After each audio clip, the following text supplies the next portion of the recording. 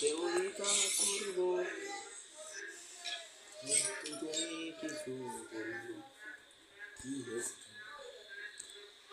অনেকক্ষণ পরে গেমে ঢুকলাম, দেখি গেমের কি অবস্থা।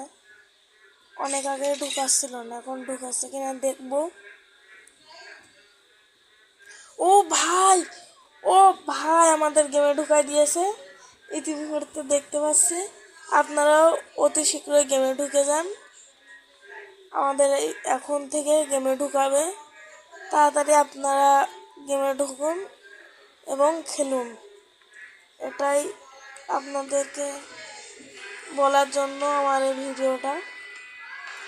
কিন্তু সব ড্রেস আপ সব চেঞ্জ হয়ে গেছে।